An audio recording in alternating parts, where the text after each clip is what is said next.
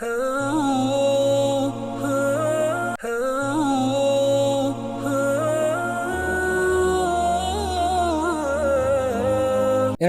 அல் மஸ்ஜிது நபவி மதீனா முனவருடைய ஹுத்பா. இந்த ஹுத்பாவை ஷேக் ஹுசைன் ஆலு ஷேக் ஹபீத் நடத்திருந்தார்கள். கடும் உஷ்ணத்திலிருந்து நாம் பெற வேண்டிய படிப்பினைகள், உஷ்ணமான காலம், சூடான காலம், அதனால் நாம் பெற வேண்டிய படிப்பினைகள்.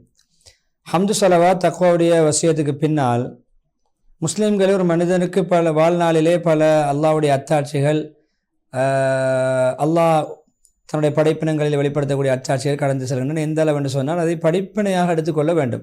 படிப்பினை பெற வேண்டிய பல அத்தாட்சிகள் கடந்து செல்கின்றன.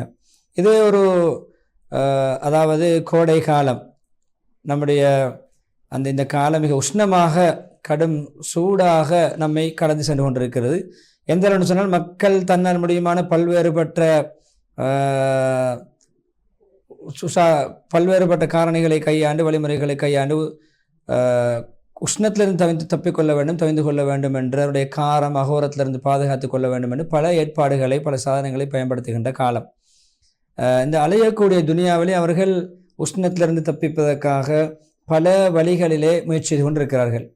என்றாலும் இந்த உலகத்தில் இவ்வளவு உஷ்ணம், அதிலிருந்து பாதுகாப்பு பெறுவதற்காக வேண்டி உஷ்ணமான காலத்தை குளிர் பிரதேசங்களுக்கு அல்லது வீடுகளுக்குள்ளே தங்குமிடங்களிலே குளிரூட்டிகளை கொண்டு குளிரூட்டி கொண்டு அதிலிருந்து பாதுகாப்பு பெறலாம். ஆனால் மறுமை எப்படி இருக்கும்? அழியக்கூடிய துனியாவுடைய உஷ்ணமே இப்படி சிரமமாக இருக்கின்ற பொழுது மறுமையுடைய உஷ்ணம் எப்படி இருக்கும்?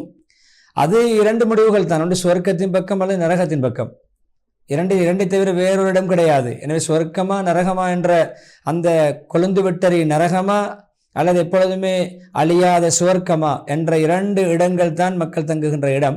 அந்த இடங்கள் மத்தியில் மறுமையுடைய உஷ்ணம் எப்படி இருக்கும்? ஒரு புத்திசாலி எப்பொழுதுமே சந்தர்ப்பங்களை பயன்படுத்தி கொள்வார். அவருக்கு அல்லாஹ்வுடைய வழிமுறைகள், அல்லாஹ்வுடைய படைப்பு அமைப்பதற்கு அல்லாஹ் வெளிப்படுத்தின வழிமுறைகள் ஒவ்வொன்றும் கடந்து செல்கின்ற பொழுது அதை பயன்படுத்தி கொள்வார். அல்லாஹ்வுடைய அபூர்வமான அத்தாட்சிகளை கொண்டு படைப்பினை பெறுவார்.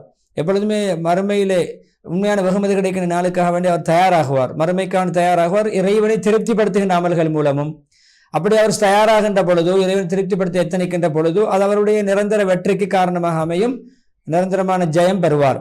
நிச்சயமாக இந்த கோடை கால உஷ்ணம் இருக்கிறது, கடினம், அந்த உஷ்ணத்துடைய அந்த கடுமை எப்பொழுதுமே நமக்கு இந்த துனியாவிலிருந்து நாம் மறுமைக்காக வேண்டி சென்ற பிறகு அங்கு ஏற்படுகின்ற பயங்கரமான நம்மை திடுக்கிட வைக்கின்ற நிகழ்வுகள் நிறைந்த அந்த மறுமையை நமக்கு ஞாபகப்படுத்த வேண்டும். அந்த பயங்கரமான மறுமையுடைய காட்சிகளை நாம் கண்கூடாக காண்பது போன்ற உணர்வை ஏற்படுத்த வேண்டும். எனவே அவர்கள் அந்த தபூக்குடைய போரின் பொழுது சொன்னப்பட்ட விஷயம்தான், நீங்கள் உஷ்ணமான காலத்திலே அல்லாஹ்வுடைய பாதையில் வெளியாக வேண்டாம், போருக்காக செல்ல வேண்டாம் என்று சொன்ன அந்த மக்கள் சொல்லிக் கொண்டார்கள். உஷ்ணமான காலம், போக வேண்டாம். அல்லாஹ் நபியோடு சொன்னான், நபியை நீங்கள் சொல்லுங்கள், இதைவிட நரக நெருப்பு உஷ்ணமானது, நரக நெருப்பின் உஷ்ணம் கடுமையானது. அவர்கள் உண்மையான விளக்கமுள்ளவர்களாக இருந்தால், அதை சரியாக புரிந்து கொண்டால், மறுமையுடைய உஷ்ணம் இதைவிட கடுமையானது என்று சொல்லுங்கள். தௌபா 81 துவையினர்கள். எனவே தன் மீது பாவம் செய்து அநியாயம் இழைத்துக் கொண்டவர்களே, நீங்கள் எப்பொழுதுமே உண்மையான இறைவனின் அளவற்ற அருளாளின் பக்கம் உண்மையான தௌபா செய்து மீண்டு கொள்ளுங்கள். அந்த சந்தர்ப்பங்கள் தவற முன்னால். எனவே பொடுபோக்கில் வாழக்கூடியவரே, எப்பொழுதும் இறைவனுடைய உரிமைகள், கடமைகளை நீ புரிந்து நடக்க வேண்டும். எப்பொழுதும் இந்த உஷ்ணமான மிக கஷ்டமான கால சூழ்நிலையை வைத்து நீங்கள் ஞாபகப்படுத்திக் கொள்ள வேண்டும். கடுமையான ஒரு கட்டம் இருக்கிறது மறுமையிலே, மிக பயங்கரமான கட்ட முகம் கொடுக்க வேண்டும் மறுமையிலே. இந்த துனியாவுடைய அழியக்கூடிய துனியாவிலிருந்து நாம் விடைபெற்று மறுமைக்காக வேண்டி பயணிக்கின்ற பொழுது, மறுமை பயணத்திலே மறுமையுடைய உஷ்ணத்தை, பயங்கரமான பல கட்டங்களை நாம் எதிர்நோக்க வேண்டி இருக்கிறது என்பதை பொடுபோக்கில் வாழக்கூடிய, அசமந்த போக்கில் வாழக்கூடிய ஒவ்வொருவரும் சிந்தனையில் பதித்து கொள்ள வேண்டும், மீள வேண்டும், மீளெழுச்சி பெற வேண்டும். எனவே அவர்கள் நினைத்துக் கொண்டிருக்கிறார்களா, அவர்கள் பயங்கரமான ஒரு நாளுக்காக எழுப்பப்பட மாட்டாண்டு, அவர்கள் எழுப்பப்படுவோம் என்ற ஒரு எண்ணம் அவர்களுக்கு கிடையாதா? மக்கள் எல்லாம் ரப்புல் ஆலமீனுக்கு முன்னால், அகிலத்தோட இறைச்சனை முன்னால் எழுந்து நிற்கக்கூடிய அந்த நாளுக்காக வேண்டி எழுப்பப்படுவோமே என்ற எண்ணம் அவர்களுக்கு இல்லையா? முத்தஃபிபின் 4, 5, 6வது வசனங்கள். புகாரி முஸ்லிம் ரஹிமஹுல்லாஹ் அவர்கள் பதிவு செய்த ஹதீஸ் தான். நபி ஸல்லல்லாஹு அலைஹி வஸல்லம் சொன்னார்கள், மக்கள் கியாமத் நாளில் இங்கு வியர்வை வலையும் துளைத்து விடுவோம், மேலே கழுகி கொள்வோம், சுத்தமாகி விடுவோம். வியர்வை நம்மை மூழ்கடிக்கின்ற அளவுக்கு இல்லை. மறுமையுடைய நிகழ்வு சொன்னார். இந்த உஷ்ணமே இப்படி என்றால் மறுமை உஷ்ணம் எப்படி இருக்கும்? அந்த உஷ்ணம், அந்த சூரியனுடைய அகோரம் எப்படிப்பட்ட வியர்வையை வெளிப்படுத்தும் என்பதற்கான சான்று. மக்கள் எல்லாம் கியாமத் நாளிலே வியர்வையிலே மூழ்கி இருப்பார்கள். எந்த அளவுன்னு சொன்னால் பூமியில 70 அடி உயரத்துக்கு வியர்வை இருக்கும். அவர்களுடைய அப்படியே மூக்கு வரைக்கும், மூக்கை கூட மூழ்கடிக்கின்ற அளவுக்கு வியர்வை இருக்கும். அவருடைய காதுகள் வரைக்கும் கூட அவர்களுக்கு வியர்வை அவர்களை மூழ்கடிக்கும்.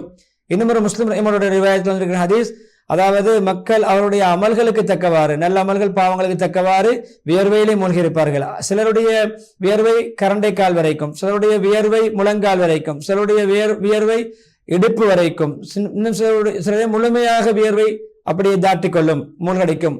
மூக்கை தாண்டி மூக்குடைய அந்த அளவு வரைக்கும் வியர்வையிலே தத்தளித்துக் கொண்டிருப்பார்கள். எனவே அந்த மறுமையுடைய அந்த சூரியன் மிக நெருக்கமாக இருக்கின்ற அந்த காலகட்டத்திலே, மறுமையிலே, மஹ்ஷரிலே இப்படிப்பட்ட வியர்வையிலே மூழ்கி இருக்கின்ற கட்டத்தை இப்பொழுது நாம் உலகத்தில் அனுபவித்துக் கொண்டிருந்த கோடைகால உஷ்ணத்தின் மூலம் நாம் படிப்பினை பெற வேண்டும், நம்முடைய வாழ்க்கையை மாற்ற வேண்டும், மீளெழுச்சி பெற வேண்டும் என்று சொல்லிவிட்டு மேலா ஹுத்பாவை முடித்துக் கொள்கிறார்கள் அல்லாஹ்வுடைய அடியார்களே.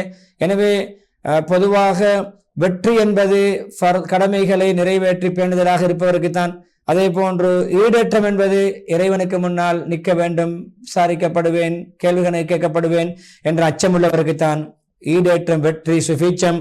எனவே அழிவில் தள்ளக்கூடிய பாவங்களை தவிர்த்து நடங்க என்று சொல்லிவிட்டு ஒரு ஆயத்துறை முடிக்கிற ஹஜ்ஜுடைய மேலாவசனம், மக்களே உங்களுடைய ரப்பை இறைச்சானை பயந்து கொள்ளுங்கள்.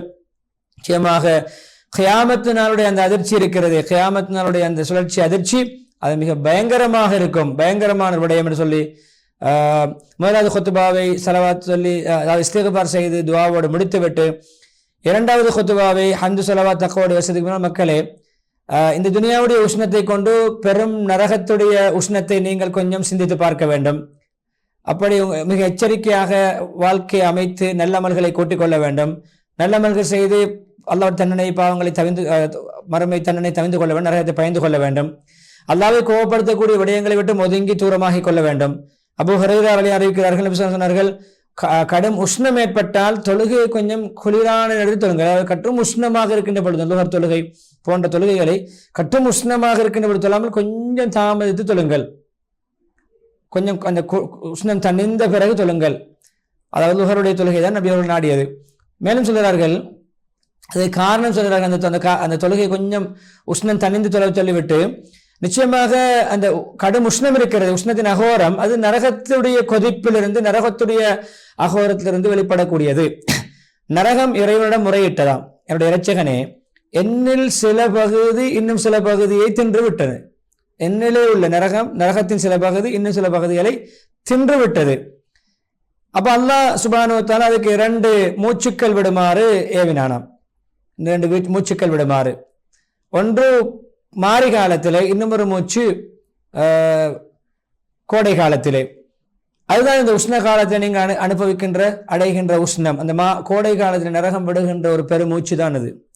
அதே போன்று நீங்கள் குளிர்காலத்திலே மாரி காலத்தில் அனுபவிக்கின்ற குளிர் தான் அடுத்த மூச்சு. கடும் உஷ்ணமும் கடும் குளிரும் நரகத்துடைய உஷ்ணத்திலிருந்தும் நரகத்துடைய கடும் குளிரிலிருந்தும் உருவாகக்கூடியது என்ற புகாரி முஸ்லிம் ரஹிமஹுல்லாஹ்வுடைய ஹதீஸை சொல்லி இறுதியாக அல்லாஹ்வுடைய அடியார்களே, நீங்கள் இறைவனுடைய அத்தாட்சிகளை கொண்டு நீங்கள் படிப்பினை பெற வேண்டும். உலகத்தில் உலக படைப்பமைப்பில் அல்லாஹ்வுடைய வல்லமைகள் சக்திகளை வெளிப்படுத்தி மாறி மாறி அல்லாஹ் விடயங்களை அமைப்பது. அதே போன்று மார்க்கத்திலே உள்ள இஸ்லாம், அல்லாஹ் நமக்கு அருளிய மார்க்கத்தில் உள்ள அல்லாஹ்வுடைய அத்தாட்சிகள், அல்லாஹ்வுடைய அடையாளங்கள், இவைகளை பார்த்து நீங்கள் படிப்பினை பெற வேண்டும்.